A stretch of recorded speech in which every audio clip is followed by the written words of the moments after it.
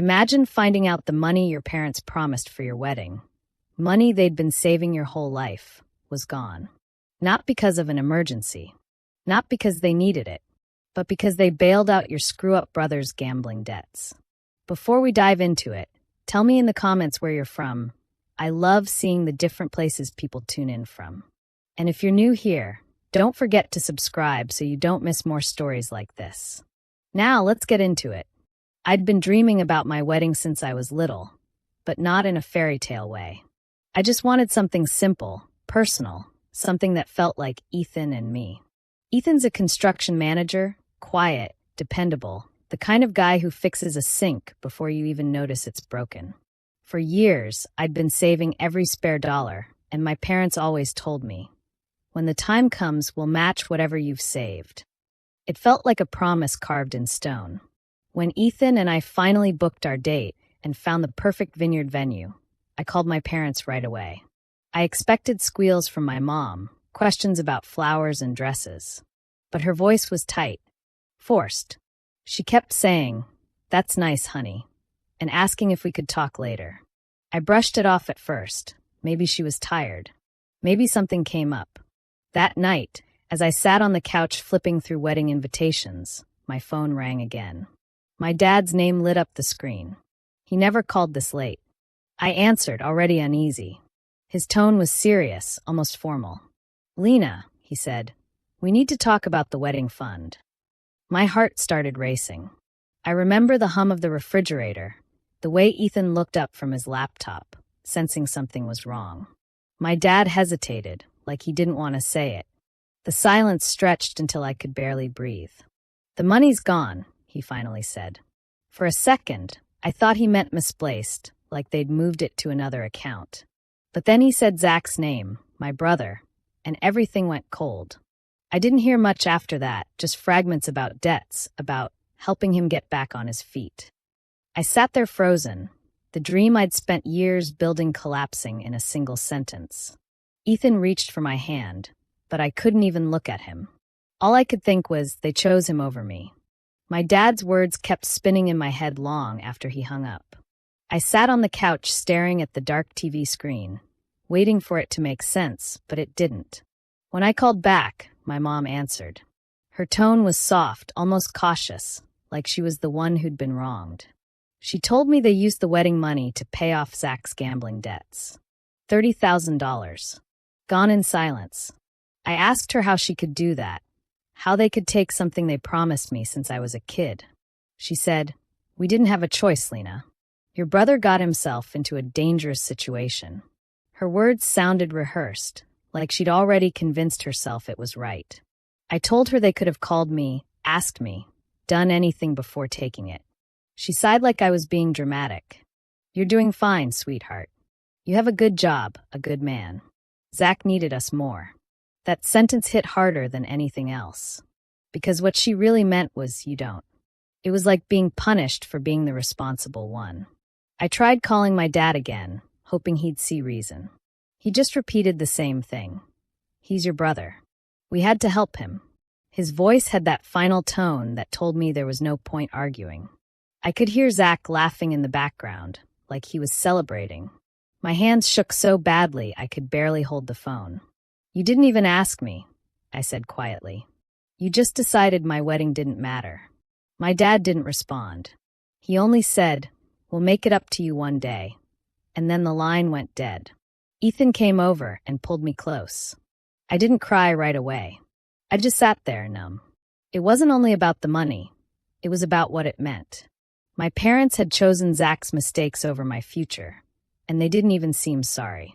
When the tears finally came, they wouldn't stop. Ethan kept saying we'd figure something out, that we could still get married without the fancy venue or the big party. But that wasn't the point. The point was that my own parents saw my brother's failure as more important than my happiness. That night, something in me changed. It wasn't sadness anymore. It was anger, quiet, sharp, and heavy. The kind that doesn't fade easily. The next morning, I tried to calm down and think clearly. Maybe there was still a way to fix things. I called my parents again and asked if we could work something out. Maybe they could rebuild the funds slowly or take a small loan. My mom said they couldn't afford more debt, and my dad told me it was time to move on. His voice was firm, like he'd already closed that chapter. "You have Ethan," he said. "You'll be fine." That sentence made my chest tighten. It sounded like my wedding didn't matter as long as I had someone to marry. I wanted to shout that it wasn't about the money. It was about what they took from me without even asking. But I could tell they didn't want to hear it. Later that week, we all ended up at my parents' house for dinner. I didn't want to go, but Ethan thought it might help smooth things over. The moment I saw Zach, leaning back in his chair with that smug grin, my blood boiled. He acted like nothing had happened, cracking jokes about bad luck and how he'd pay it back one day. He didn't look the least bit sorry. When he said, "Hey, at least you've still got the guy," I snapped. The words came out before I could stop them. "You ruined my wedding because you can't stay out of a casino." The room went silent. My dad's fork clattered against his plate. My mom gave me that sharp look that used to make me feel like a kid again. "Lena, that's cruel," she said. "He's trying his best." Zach rolled his eyes, muttering something under his breath. I pushed back my chair and stood up. "Trying his best? He's not even sorry." My voice shook, not from fear, but from fury. I left before anyone could say another word. That night, Ethan held me and told me we could build our own wedding fund, that we didn't need their help.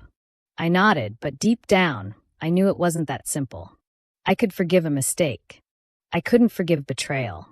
As I lay awake, staring at the ceiling, something inside me hardened. The hurt started to turn into something colder, something that wanted balance. They thought I'd just let it go. They were wrong. For weeks, I stayed distant, keeping my thoughts and plans to myself. I couldn't face my family the way I used to, not after what they'd done. Every interaction felt heavy, filled with lies I had only just discovered. Then I heard Zach talking again, bragging to his friends about how he was going to win it all back soon. My stomach turned. This wasn't just a mistake. It was the same reckless behavior that had caused me pain, and my parents had once again enabled it. I started collecting everything I could. Every text message he sent, every screenshot of debts he owed, every notice that arrived in the mail became evidence. I couldn't leave anything to chance. Each piece I gathered built a clearer picture of the truth, one I had suspected but had to confirm for myself. It hurt to realize my parents had signed off on a credit line for him, essentially giving him free rein to ruin things again. The betrayal cut deeper than words could describe. Ethan tried to warn me. He said I should stay out of it, that I'd only hurt myself if I got involved. But I couldn't. His warnings bounced off me like water on glass. I had been patient for too long, watching others take what was rightfully mine while pretending it was okay. This wasn't just about money. It was about respect, trust, and boundaries they had completely ignored. I had to act, and I had to act smart. I spent hours planning, figuring out exactly how to reveal the truth without losing control of the situation. Every detail mattered. I imagined the confrontation, the shock in their eyes when they realized I wasn't helpless. They had underestimated me for too long. I had watched quietly, collected my evidence, and now the moment of truth was approaching. I told myself over and over, they took what was mine. Now I'm taking back what's theirs. It became my mantra, my steady heartbeat in the storm. I didn't need anger to drive me, just clarity and determination. Every small action I took was deliberate, calculated, and fueled by the knowledge that finally, the balance would shift. I wasn't just seeking justice. I was reclaiming my power, quietly but decisively. I could feel the change within me, a sense of control I hadn't had in years. This wasn't about revenge in the way people imagined. It was about reclaiming what had been taken and proving to myself that I could rise above the chaos they caused. Every step I took brought me closer to that quiet, inevitable victory. I knew I couldn't handle Zach alone, so I decided to reach out to Mara, his fiancée. I called her one evening, my hands shaking, not knowing how she would react. When I told her about his gambling, the disbelief in her voice was immediate. She couldn't understand how someone she loved could lie so easily, and I realized she had been living in her own version of his stories. Mara and I started talking more, carefully at first, each message and call filled with caution. She shared what she knew, and I shared what I had discovered. Slowly, the picture became clearer, showing just how deep Zach's deceit went. He had hidden more than either of us could have imagined, and the extent of his lies left a cold knot in my chest. We began meeting secretly, in quiet cafes and empty parks, far from anyone who could report back to him. At first, it felt awkward. Two women brought together by the same man, united by betrayal but still wary of each other. Yet the more we compared notes, the more we realized we were stronger together than apart. What started as caution grew into a careful strategy. We weren't just reacting anymore, we were planning. Then I discovered the full weight of my parents' involvement. They had mortgaged part of their home to pay off some of Zach's earlier debts, a shocking confirmation of how far they would go to protect him. It made the betrayal sting even deeper, but also fueled a new resolve inside me. I couldn't let this continue, and I wouldn't let their blind loyalty hide the truth any longer. With Mara by my side, I began thinking through a plan to expose everything. Not just the gambling, not just the debts, but the lies, the secrets, and the way my family had enabled him. I wanted the truth to be clear, undeniable, and impossible to ignore. Every step needed to be precise. There was no room for error. This wasn't about revenge in a reckless sense. It was about clarity, accountability, and reclaiming control over what had been stolen from me. I kept reminding myself to stay patient, to let the plan unfold naturally. Every conversation with Mara, every piece of evidence I collected, and every realization about my parents' choices brought me closer to the turning point I had been waiting for. For the first time, I felt a sense of power, a quiet confidence that this time, the outcome would finally be in my hands. I invited everyone to dinner under the guise of a normal family gathering. My parents, Zach, Ethan, and even Mara showed up, unsuspecting. I kept my tone light, my movements casual, pretending this was just another evening together. Inside, my mind was racing, every detail of the plan running perfectly. I had waited for this moment, and now it was finally here. The conversation started like any ordinary night, small talk and polite questions. Zach, as expected, couldn't resist bragging about his so-called business investments. He laughed, thinking he was impressive, thinking no one knew the truth. I stayed calm, smiling quietly, letting him build the illusion he wanted. Every boast he made added fuel to what I was about to reveal. Then I leaned forward and started laying out the proof. One by one, I showed the documents, bank transfers, screenshots, and loan papers. Each piece revealed not only Zach's lies, but also my parents' role in covering for him. Their faces changed, shock, disbelief, and finally humiliation settled across the room. I could feel the tension thicken like fog, heavy and suffocating. Zach's face turned red as he realized the net had closed around him. He shouted, tried to explain, to deny, but it was useless. Every excuse was drowned out by the clear evidence before him.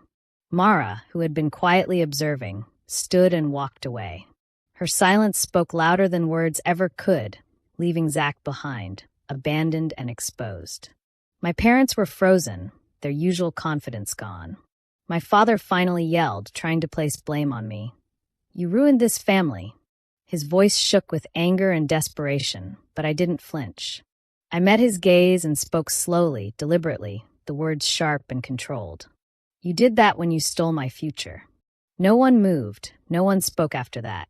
The room was filled with a heavy silence, the kind that comes after a storm. For the first time, the truth sat between us, undeniable and stark.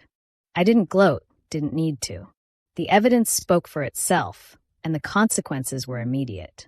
Zach's pride was shattered, and my parents had to face their own actions. I realized in that moment that exposure wasn't just about revenge. It was about reclaiming what had been taken and holding people accountable. I had stayed patient, waited for the right moment, and now the truth was undeniable. The power had shifted quietly but completely, and I finally felt a calm sense of closure. Weeks passed, and the distance between me and my parents grew wider. They stopped calling, stopped checking in, leaving me in a quiet space I hadn't expected. At first, the silence was unsettling, but over time it became a relief. I realized I didn't miss them themselves. I missed the version of family I had hoped for, the support and trust that had never been real. Zach didn't get any better. Moving back home only made things worse. His debts piled up faster than ever, and the bravado he had once displayed vanished under the weight of his failures. Arguments and tension filled the air, and it became clear that no lesson had truly sunk in. Watching him struggle was bitter, but it also confirmed everything I had suspected about his character. Mara, thankfully, found her own way to protect herself. After one particularly aggressive outburst from Zach, she took legal action and filed a restraining order. Seeing her stand up for herself gave me a sense of justice, a quiet satisfaction that at least someone could create boundaries he couldn't cross. I realized that sometimes protecting yourself means putting distance between you and toxic people, no matter how close they appear. Ethan stayed by my side through all of it. His support was steady, a quiet presence I could lean on when things became overwhelming. He worried about me sometimes, noticing the edge in my words, the lingering bitterness that had taken root after all the betrayal. But he never judged me, never pushed me to forgive before I was ready. His patience reminded me that healing is a process, not a race. I spent more time reflecting on what I had lost and what I had reclaimed. It wasn't just money or respect. It was my sense of control, the ability to decide who deserved space in my life. I realized that clinging to the idea of a perfect family only caused more pain. Letting go of the expectation allowed me to see reality more clearly, to focus on the people and connections that truly mattered. There were moments of sadness, brief flashes of longing for what could have been. But they were different now, soft memories, not urgent needs. I had carved out a space where I could breathe without fear of disappointment, where my life could grow without interference from those who had failed me. Ethan and I decided to leave the chaos behind and start fresh. We chose a small courthouse for our wedding, nothing fancy, just the two of us and a quiet moment to promise each other forever. There was no pressure, no eyes judging, just laughter and real happiness. It felt lighter than anything I had experienced before, a celebration of us, not of expectations or appearances. Even though it was simple, the joy was genuine. I could finally breathe without the weight of my family's mistakes hanging over me. Every smile from Ethan reminded me that life could be kind, that trust and love could exist without strings attached. We held hands, said our vows quietly, and for the first time in years, I felt a sense of belonging that wasn't tied to disappointment. We decided to put our wedding gift money towards something bigger than a celebration, a home of our own. It wasn't perfect, it needed work, but it was ours. Walking through the fixer-upper, imagining how we would transform it together, filled me with hope. Each creaky floorboard and faded wall became part of a future we could build, a life shaped entirely by us. As the weeks went on, I felt a deep sense of peace settle over me. The past was still there, memories of betrayal and lies, but they no longer controlled my choices. I had a partner who cared, a home to make our own, and the freedom to define happiness on our terms. Life felt steady, intentional, and real in a way it never had before. Then the phone rang. It was my mother. Her voice trembled, urgent and desperate. She explained that their house was being repossessed. My parents, who had ignored me when I needed them, now wanted my help. Listening to her plea, I felt a mix of emotions, surprise, frustration, and a quiet resolve. I had come so far, and yet here they were, seeking aid after everything. I didn't respond immediately. I thought about the past, about every choice I had made to protect myself, about the life I had worked to create with Ethan. Their crisis was real, but so was mine. I realized that helping them now would not erase the years of hurt, and I had to decide carefully where my loyalty and energy truly belonged. I drove to my parents' house with a strange mix of curiosity and caution. This would be the last time I went there, I told myself. The moment I stepped inside, the air felt heavier than I remembered, filled with tension and a quiet desperation that made the walls seem smaller. Everything looked the same, yet empty, as if the life they had built had been hollow all along. They were waiting, anxious and pleading. My mother's voice shook as she asked if I could lend them money, hoping I would somehow fix the problems they had ignored for years. My father tried to maintain control, but even he couldn't hide the fear in his eyes. They looked at me like I was supposed to be their safety net, their solution, as if all the mistakes they had made could be erased by my willingness to step in. I walked slowly through the house, noticing how quiet it was, how small and fragile everything felt compared to the memories I carried of betrayal and disappointment. The mortgage papers, the debts, the lies, they hung over the rooms like shadows. My parents had dug themselves into a hole, and now they wanted me to climb in with them. My father's voice broke the silence. "We're still family," he said, trying to pull me back, trying to convince me that the bond was enough to forgive and forget. I looked at him and realized that what they called family had never felt like love to me. It had always been conditional, selfish, and hurtful. I spoke slowly, letting the words carry the weight of all the years of betrayal. Family doesn't take from each other and call it love. There was no anger in my voice, only clarity. I wasn't lashing out. I was setting a boundary, drawing a line that would no longer be crossed. Without looking back, I turned and walked out of the house. The door closed behind me with a finality that felt good and right. They were left with their mess, the consequences of their choices, and I was finally free to focus on the life I had built without them. For the first time, walking away didn't feel like loss. It felt like reclaiming peace. Months had passed, and I found myself driving past the neighborhood where I grew up. The familiar streets looked smaller, quieter, and somehow distant. My parents were gone from the house I remembered, reduced to a modest rental somewhere else, and Zach wasn't around either. For a moment, I expected to feel some rush of triumph, but there was nothing like that. Instead, a quiet relief settled over me, a calm I hadn't felt in years. The past didn't haunt me anymore. The lies, the debts, the betrayals, they were still memories, but they no longer held power over my life. I had built my own world with Ethan, one full of trust, care, and patience. That realization alone made the old neighborhood feel irrelevant, like a chapter that had closed completely. When I got home, Ethan surprised me with a small gift, a framed picture from our courthouse wedding. I laughed softly, the memory of that simple day warming me from the inside. "We didn't need a big wedding," he said, smiling, his eyes full of love. I looked at him, feeling the truth in his words. No grand gestures, no showy celebrations.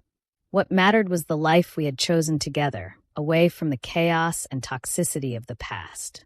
I smiled back, genuinely this time, and said, "No, we just needed to stop inviting the wrong people."